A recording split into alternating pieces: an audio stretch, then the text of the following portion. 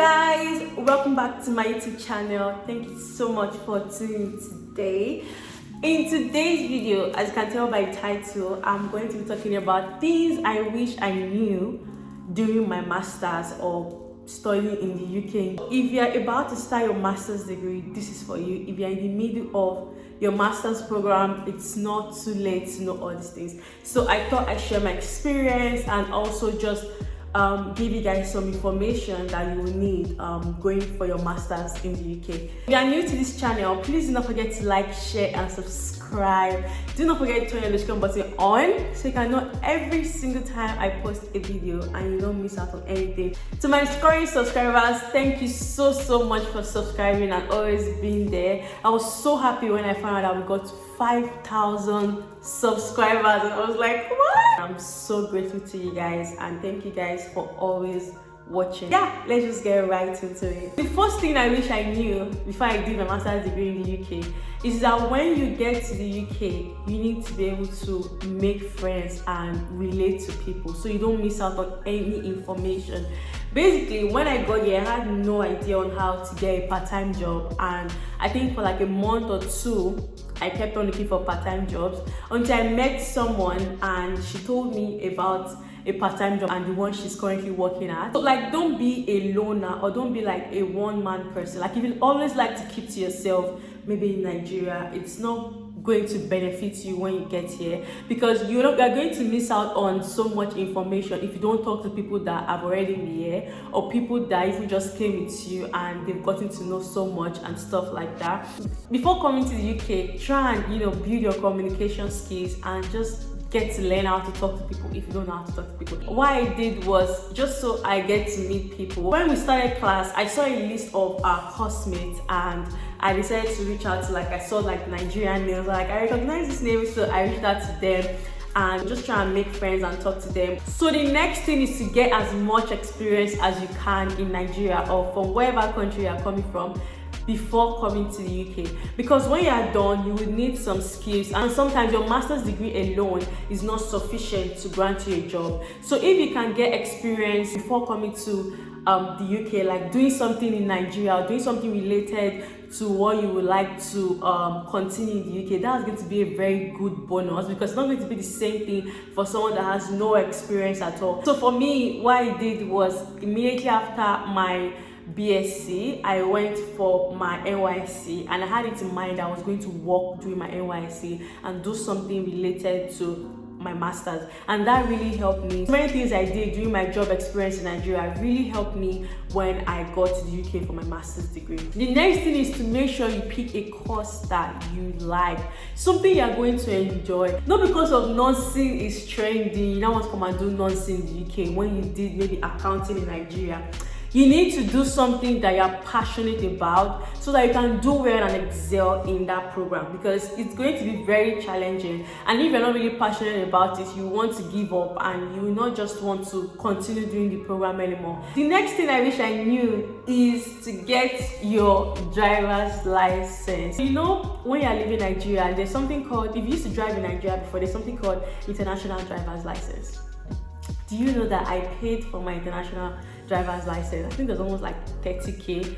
Brought it along with me in the UK. And it's only valid for 1 year when you come to the UK. I had no idea that I could have actually gotten the car, do some tests and start driving.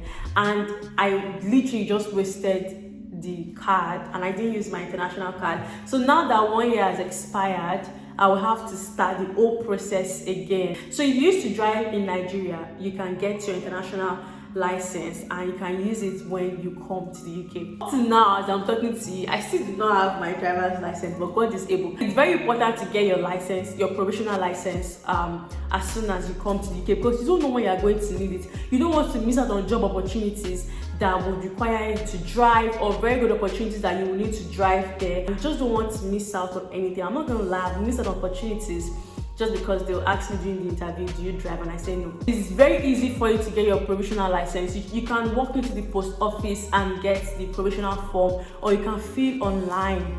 My advice is for you to fill online because I don't know what sense it to walk into the post office to go and pick provisional license that up to now I've not still gotten. So doing your provisional license online is faster than doing it on paper. The next thing I wish I knew is about travel. So for instance, if you want to travel to another country, let's say you want to travel to Canada now, and you have to apply for visa, it's very easy for you to get that visa as a student, because you're a student and they know that, okay, you like something is holding you back in the UK. The process is different when you are done with school. So as a student, you have a very good edge when it comes to applying to other countries for their visitors visa. When you want to travel, you can ask your school for a letter and they're going to give you, I can't remember what the letter is called, but basically the letter just says, you know, that you're actually a student of the school and you're going to come back, blah blah blah. So if you want to travel out to another country, this is your opportunity to apply now. So the next thing is that writing is very, very important for UK, and I wish I knew that one. My whole program, I didn't write exam. All my exams were writing. If you're coming to the UK and you don't know how to write, you know, you might find this difficult. So in UK, it's very strict when it comes to writing. They have their rules and they have their requirements. So before coming to the UK, I would advise you check what your course entails. Look at the courses you're going to do each semester. Try and read up about it, and also study how to write. Even if you had very good experience, you've been working in Nigeria, you come here to do your master's degree, you're still going to write. My school, there's a part that says student help or something like that, so they help with academic writing, and they have so many articles on how to write, videos, and you can check if your school has that, or you can also check YouTube, check online on how to write effectively UK style.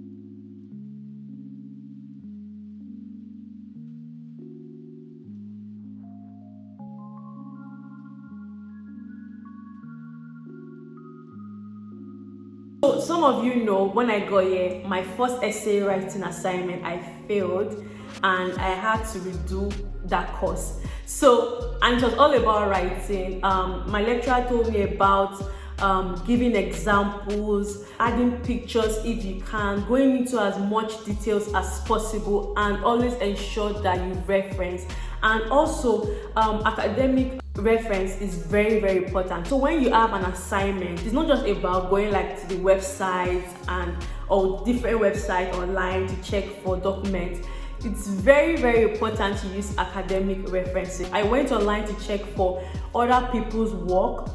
There are places you can check for other people's dissertation and essay assignment to see how they write, and just so you could get yourself into that space. And it's very important that you don't copy anybody. So even if you go online and you know you get maybe inspired by somebody else's work, you need to make it your own. Like, don't just dub somebody's work and put it in your assignment, because you're going to fail.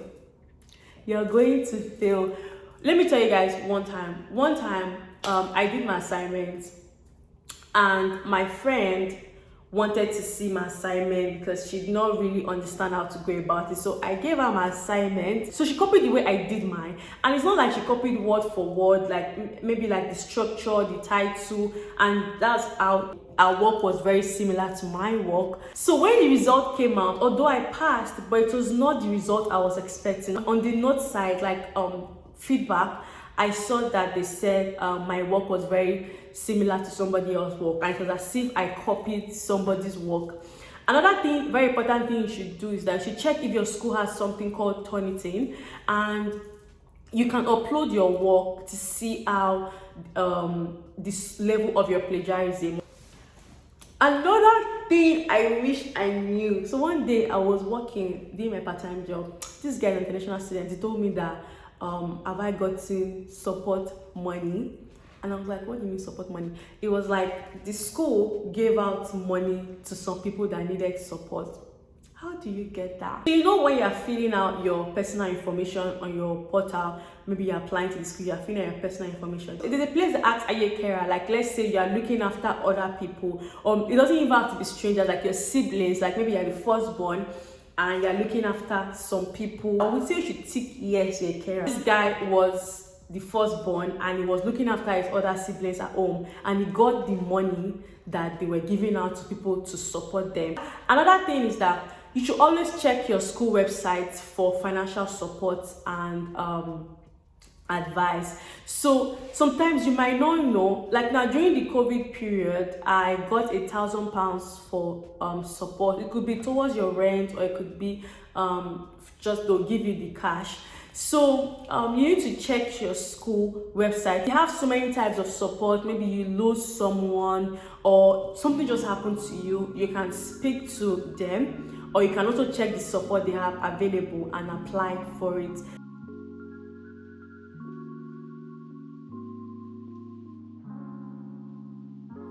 So the next is time management. I also mentioned it during the course of my master's that it got to a point where I was overworking myself. I know you want to come to the UK, you want to make money and support yourself, but you need to also put your studies into consideration. Like, just don't overwork yourself, because if you overwork yourself, how would you go for classes? How would you do your assignments and stuff like that? The most important thing is that you're here for school. So even if you want to work, manage your time. Okay, I'm going to work 2 times in a week, even though it's during break. I'm going to work 2 times or 3 times in a week, and I'm going to use this remaining time to study or to do my assignment, just so you don't get carried away. Another very important thing is that if you are coming to the UK and maybe your course has a placement or dissertation, if it has a dissertation, you need to start thinking of your topic. Let's say you come in September and your dissertation is next year September. You need to start thinking of the topic you are going to do before that time, because during that time your supervisor is going to ask you to send, like, I think 5 topics or something, and both of you will pick. Or I didn't do dissertation, so I don't really know the process, because I was really bent on doing placement. And because I was so bent on doing placement, when I came that September, I had a call with my dean and just asking about placement, and he gave me some advice and told me to always be very current with the school job site. So the school has a job site, and to also check if your school has that job site. You can get a lot of part-time jobs there. You can also get placement there. That was where I got my placement, and that was where I also got Barclays job offer. So I don't know about other schools, but Barclays to do placement, you just need to be very active on the job website. Those placements, even though they are looking for somebody in September, it might already be up on the website in January. So you need to start applying at least before you finish your course. Another very important thing you should know is that the lecturers are here for you. The lecturers are here for you. You are paying money, so use these lecturers as much as you can. And when I say use, I mean use their time. Even after every class, if I'm not so sure of what this guy just explained, or I just don't understand the assignment he gave me, I will send an email to him that can I know when he's free, so I can set up a call with him. Next thing is to prepare for your mental health. So when you come here, obviously, especially if you don't have family here, it could just be sad. You might just be facing some challenges during school. It could even be financial challenges, or even like you're not just doing very well in your course and you're just going through some things. Some schools, they provide support for your mental well-being. Even if they don't provide support for you, you need to be able to take care of yourself. Take some time off when you take time off. Relax, get enough rest. So basically, it's good for you to reach out to people that have done your program before. Don't disturb them too much with questions. Obviously, this is someone that has done the course before. You want to be able to ask them questions. How did they go about this? You're so confused and you just need help. And if they're free, they'll be able to help you. But it's not like you're bringing your assignment. You say, oh, can you do this assignment for me? You want to do your assignment by yourself, or you're just asking for directions, and because they've done it before. You can find people that have done your program through Facebook groups, or you can check hashtags on Instagram. I found this girl hashtag on Instagram, and that was how I reached out to her. The next thing is for you to have study groups. I've said this time without number. You need study groups.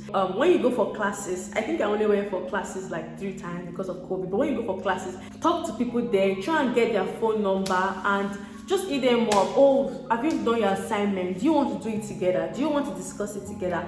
And people will study together, meet at the library and do your assignment together. Involved in other uni activities. Guys, there's this website called International Society. I think the website belongs to University of Manchester. That website, You may also check your school if they have that like international website. Not just Nigerians, like other people from different parts of the world that are coming to the UK and they have nobody, and they just create like a society for you. They do a lot of activities like maybe tour, you can do like day travels, and when you do day travels, obviously you get to meet other people in school and stuff like that. So I did not really have access to that because of COVID, but you can. I'm also going to put the link in the description box. You can sign up. It's free to sign up. Another important thing is that master's degree is not like it's not the way things are in Nigeria.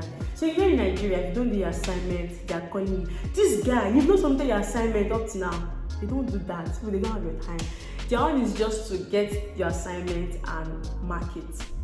So they won't follow up with you. They have a lot of people. They won't follow up with you. You will not get any calls or emails or anything. Sometimes you might not even know you have assignment, or you forget, and nobody will remind you. That's why it's good to have friends like study group that can remind you and just like keep you, in check of serious people. The lecturers can only teach you so much in class. You need to be the one to educate yourself most of the time. You need to be the one to do independent study. At the end of every class, I don't know about other schools, but at the end of every class, so for the documents, like the document for that course, it always has like further study. You can check those books in the library. So the next thing is that you should be prepared for setbacks. I was not prepared for the low mark I got when I first started my program. So I knew that could not be the way I was going to be going. This is like, I saw it as an opportunity. Like, thank God this did not even come during the middle of my program. Yeah, and thank God this happened during the beginning, just so that I can make all the changes and feedback I want. Be ready for setbacks. Obviously, you're coming to this new, different environment, new, different way of teaching and learning, so you might not get it at once. Take it easy on yourself. Make it like let that motivate you to do better. So we've come to the end of this video. I really hope you learned so much in this video. If you have any question about master's degree in the UK, drop it in the comment section. You can also reach out to me on Instagram, or reach out to me through my email address, which you can find on my YouTube channel. Thank you so much for watching this video, and I'll see you next time. Bye.